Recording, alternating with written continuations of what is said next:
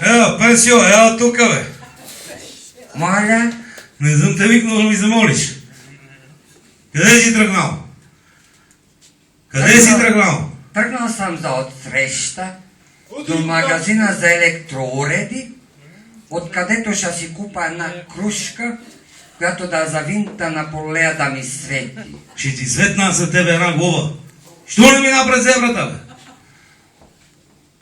Никъде не виждам зебра, пък и съм човек на възраст, не мога да язда. През пешеходната пътека, бе. Ама вие нали зебра ли викате? Както си искаме, така и викаме.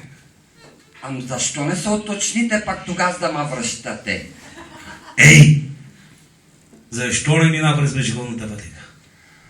Ама аз ако мина по пешеходната пътека, ще отида отсреща в магазина, където продават понички и банички.